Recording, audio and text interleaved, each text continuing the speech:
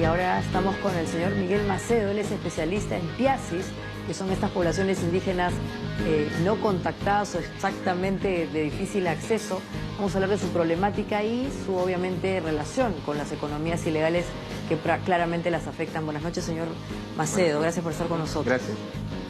Bueno, estas comunidades tienen una regulación especial, se ha buscado protegerlas, pero todavía hay autoridades que no terminan de entender que existen. Sí.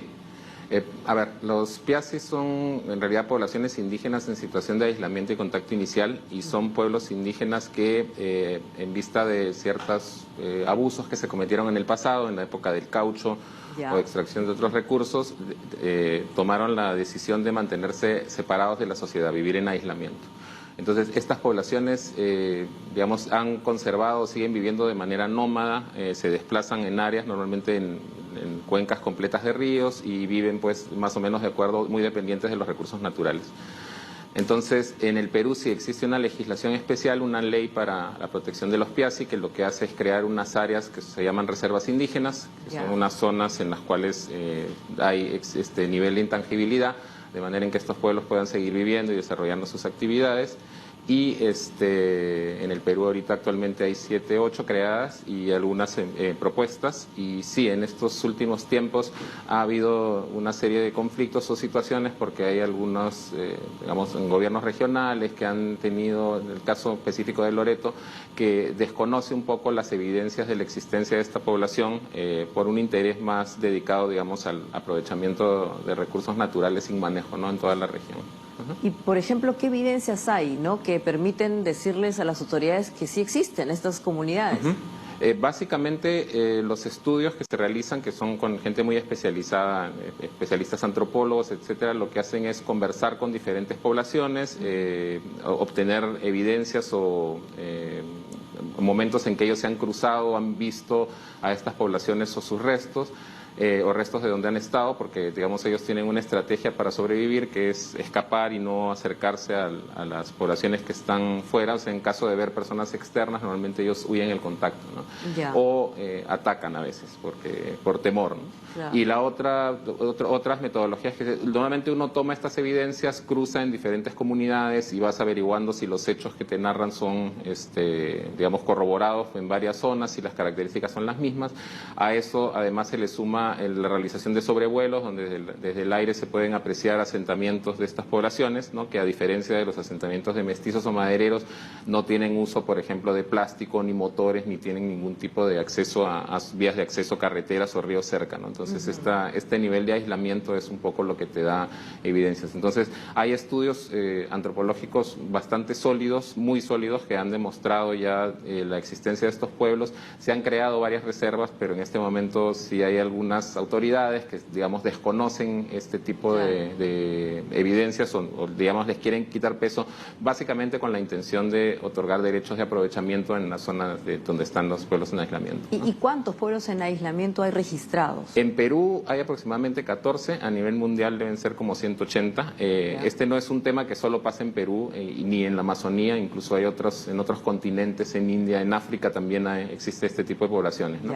Y normalmente son producto, como digo, de épocas donde hay abusos muy grandes, cuando no se toman en cuenta sus derechos, ¿no?, como en la época del caucho, donde usted sabe que si no llegaban a cierto tipo, por ejemplo, de cantidad de recursos que cosechaban, incluso ellos podían ser mutilados o amenazados por sus familias, ¿no? Entonces, eso inicialmente llevó a que estas poblaciones tomen la decisión de aislarse, y luego da la impresión que por el hecho de que no han tenido una dificultad o han seguido viviendo en una condición que a ellos les hace sentir bien, entonces han mantenido esta situación hasta ahora, en general, estas poblaciones lamentablemente son vulnerables tanto por el sistema formal como por el informal. Especialmente. ¿Cómo se puede lograr un equilibrio? Porque, claro, para los que nos ven, y obviamente no se trata de no generar progreso o la inversión.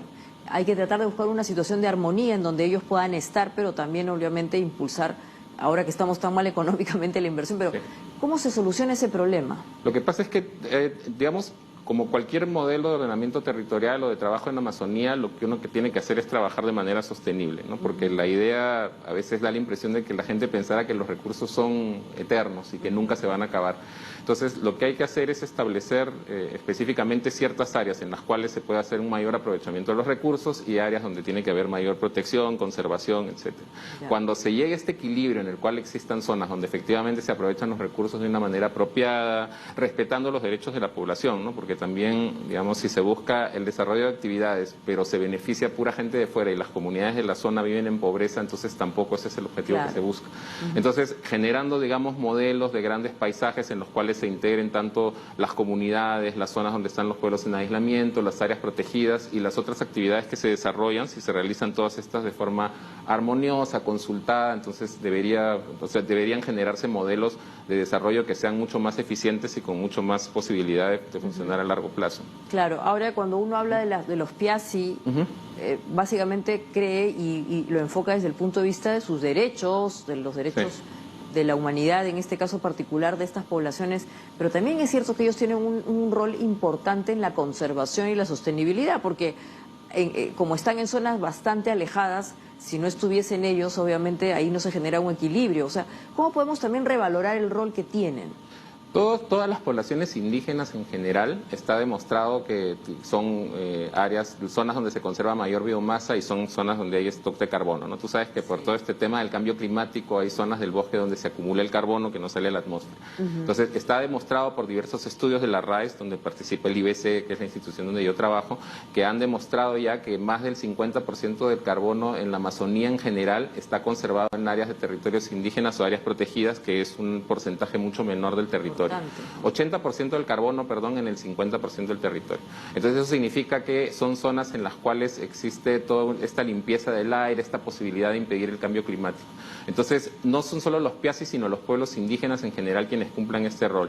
En realidad la existencia de los Piazzi en la zona, lo que es, ellos viven, digamos, en armonía con el ecosistema, viven en el bosque, son dependientes de los recursos, tienen una serie de conocimientos que en algún momento probablemente más adelante conozcamos, pero en realidad digamos, en esencia, tanto los Piazzi como los pueblos indígenas son poblaciones que han vivido en armonía con el bosque desde miles de años, mucho antes de la época de la conquista, por ejemplo, y desde antes están viviendo ahí sin generar mayores impactos. Entonces, todos estos conocimientos, el hecho de darles la posibilidad de vivir ahí, etcétera, lo que nos permite precisamente es tener acceso a recursos a futuro, ¿no? Que en caso de, digamos, darse un aprovechamiento muy intensivo, lo que va a significar es que a largo plazo vayamos perdiendo digamos, estos recursos y a largo plazo no tengamos posibilidad para futuras generaciones. Exactamente, y yo decía que son también vulnerables por los sistemas informales y la economía informal que está en torno a ellos. ¿Cómo se los puede proteger? ¿Hay forma? Sí, esa es una amenaza muy intensa. O sea, el Estado tiene mecanismos ahí como para desarrollar intervenciones, tanto el Ministerio de Cultura en alianza con otros ministerios. Dentro de las reservas indígenas, igual, en caso de encontrarse amenazas muy intensas, también se pueden desarrollar este tipo de intervenciones No, pero parte del asunto, yo creo, es, como digo, ¿no? La economía está, cuando se habla de estas actividades económicas extractivas, muchas veces se habla como de que existe una riqueza que es para el Perú, pero que en realidad no llega a las zonas de las comunidades. Entonces, esto hace que las mismas comunidades se ven tentadas a participar o permitan que estas actividades se desarrollen en sus territorios. Entonces, más allá de la presencia del Estado y todo, lo que tenemos que hacer es brindar alternativas de manejo de recursos a las poblaciones que están cerca, de manera en que ellos se encuentren más sólidos, más fortalecidos, que sientan en control de su territorio, de manera que ellos mismos puedan también tomar un rol en la protección, en la conservación, en avisar también si existe este tipo de actividades ilegales, y de esta manera se pueda llegar a la protección de los Piazzi, ¿no? Y del bosque. Pero siendo no contactados, ¿cómo acercarse para ayudarlos a que sean productivos? ¿Hay técnicas? ¿Cómo no ir más allá? Porque hay una regulación específica, ¿no?, que también los protege. Es una situación un poco retadora.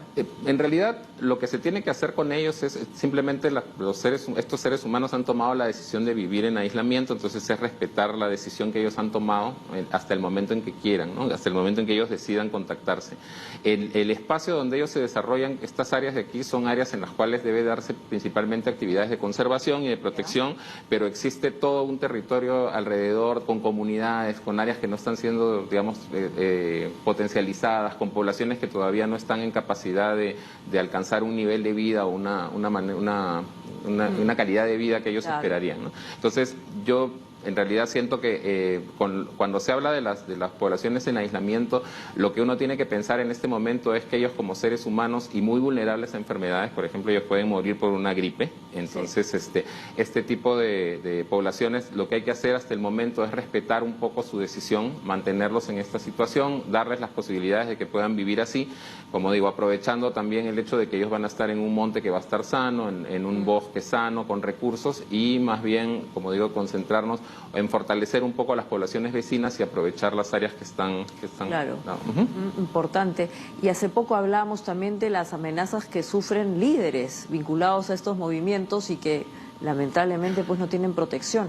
Organizaciones como la suya se preocupan también de este tema, ¿cómo protegerlos, ¿no? Es una situación bien compleja, ¿no? Y normalmente usted hablaba de las economías ilegales y si son principalmente a partir de estas economías ilegales que se han dado estas amenazas o asesinatos de líderes. El paisaje de Caracataibo, que es una de las zonas donde existen poblaciones en aislamiento, es una de las zonas que más ha tenido asesinatos durante por ejemplo, periodo desde que empezó la pandemia.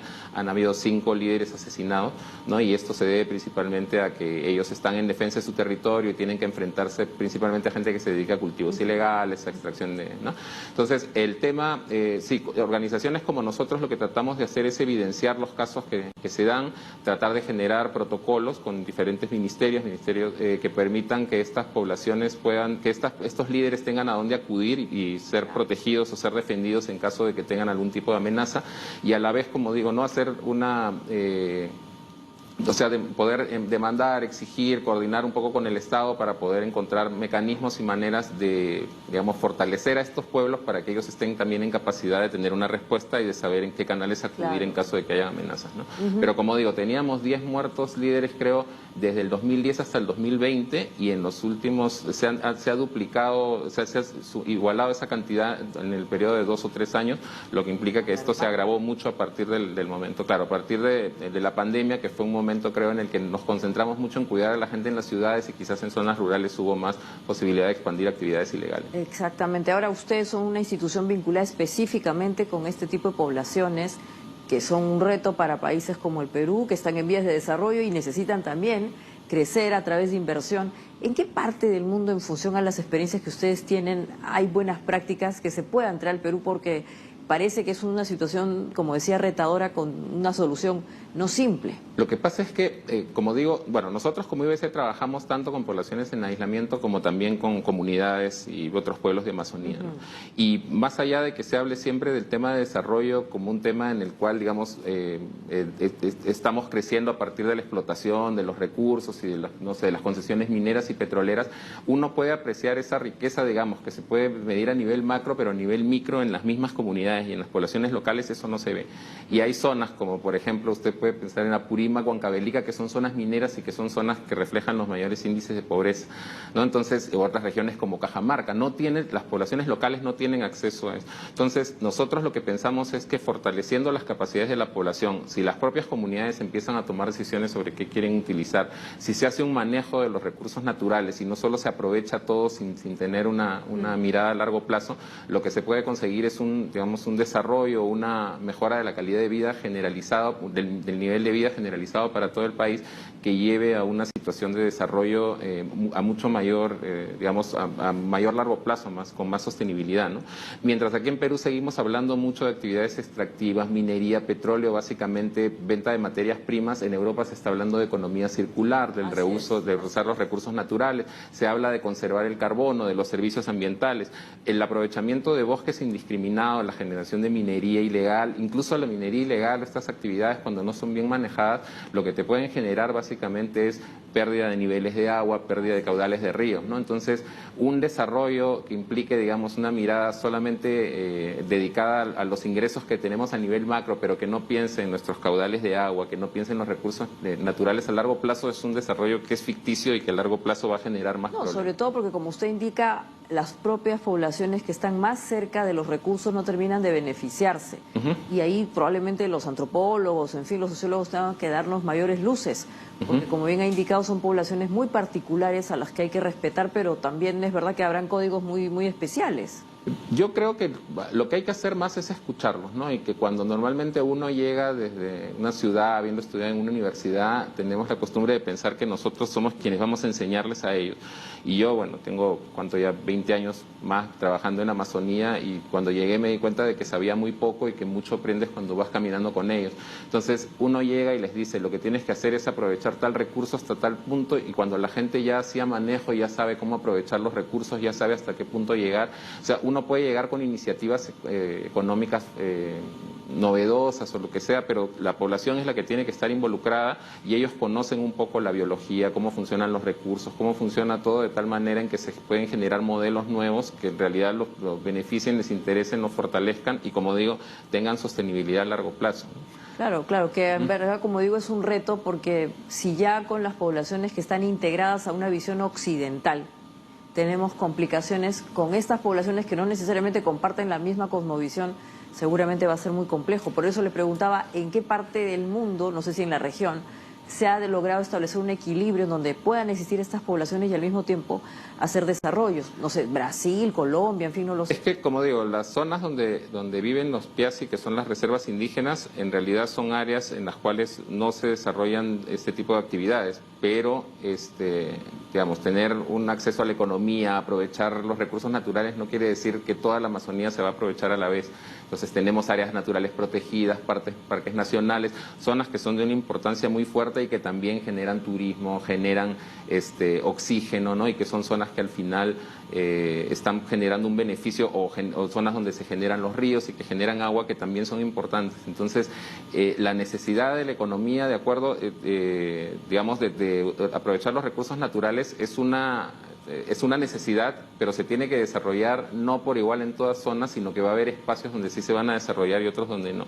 Entonces, generar estos modelos de ordenamiento territorial que establezcan claramente algunas zonas donde se cuidan los recursos para que a largo plazo sigan existiendo, también tanto las aves, los animales, las semillas de los árboles, nacen los ríos, tiene que haber a la vez que hay zonas donde también se van a aprovechar los recursos, ¿no? Entonces, el equilibrio tiene que estar ahí, y ejemplos de países en donde se trabaja manejo, yo no sé si países como tales, pero en Perú mismo existen zonas o áreas, por ejemplo al norte, en la zona de Putumayo, donde existen comunidades, existen áreas protegidas, y las comunidades están aprovechando recursos naturales, vendiendo pescado y haciendo cosecha, ¿no? En la zona del Putumayo, Amazonas, un paisaje donde trabaja IBC, y comercializan pescado en restaurantes de acá de Lima, que son, ¿no? Entonces hay este tipo de iniciativas de manejo a nivel local, pero a mí me da la impresión que a nivel de países normalmente, sobre todo en Latinoamérica, tenemos una visión más enfocada en lo que es el extractivismo y en lo que es el aprovechamiento de los recursos sin tomar en cuenta tanto el manejo, ¿no? Y eso lleva a que al final, o sea, podamos tener un beneficio ahora, pero a mediano plazo hay el riesgo de perder los recursos.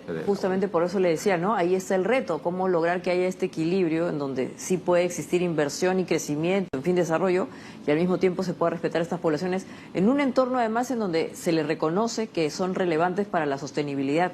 Hay instrumentos internacionales que tienen que ver, por ejemplo, con la descarbonización y todo el mercado de los bonos de carbono. Se suponía que estas poblaciones también podían beneficiarse, pero no pasó. Ahí, por ejemplo, ¿cómo lograr también involucrarlos en esos beneficios, no? En realidad, como digo, si hablamos en específico de los Piasi, estas poblaciones están totalmente aisladas de la sociedad, entonces ellos no entienden directamente, ni manejan dinero, ni desarrollan ningún tipo de relación. Entonces, si se hace alguna inversión o algún aprovechamiento, digamos, de bonos de carbono, etcétera, sería para ayudar a conservar, a proteger las áreas donde ellos están. ¿Y a partir de ahí no se beneficiarían ellos? Sí, porque mientras estén los recursos sanos y el entorno sano, entonces sí, eso sería una posibilidad. Ahora, en el caso de las comunidades también se han dado estos trabajos con bonos de carbono, y yo creo que es una posibilidad que podría ser interesante a futuro, pero que hay que aprovechar, hay que trabajar bien, porque, como digo, estamos hablando de poblaciones que a veces no tienen el nivel educativo suficiente, o no tienen a veces la capacidad de negociación, y si hay algunos intermediarios que pueden tomar ahí digamos, la ventaja y ser ellos quienes se benefician finalmente, ¿no? Entonces, es un largo... porque en verdad, sí, si me permite, o sea, claro, todos estos instrumentos que provienen de países ricos, que justamente por una conciencia ambiental transfieren a través de este mercado de los bonos dineros importantes, beneficia justamente a estas poblaciones que uno se podría preguntar, bueno, ¿y de qué viven? ¿No? Para los que están al otro lado de la orilla, ¿y de qué viven?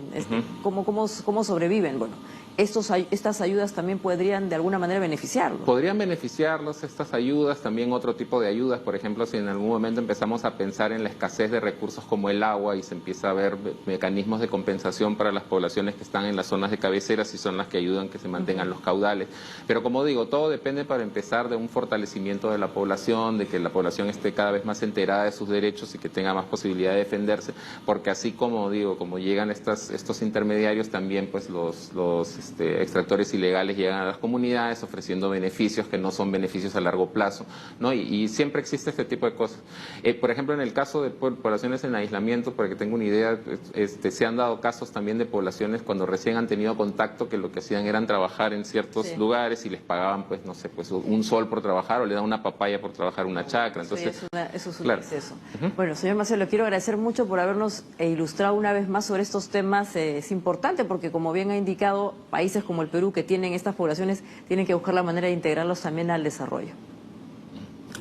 Bueno, sí, tienen que ver la manera de respetar un poco su decisión y a partir de buscar el desarrollo fortaleciendo a las poblaciones más vecinas, ¿no? Porque como digo, las poblaciones en aislamiento, ellos están en una condición en la cual han tomado la decisión de no acercarse y pensamos que lo que tiene que hacer es respetarse esta decisión. Tal cual. Bueno, pero que también tengan calidad de vida. Sí, de Muy acuerdo. bien, después del corte volveremos con el final del programa.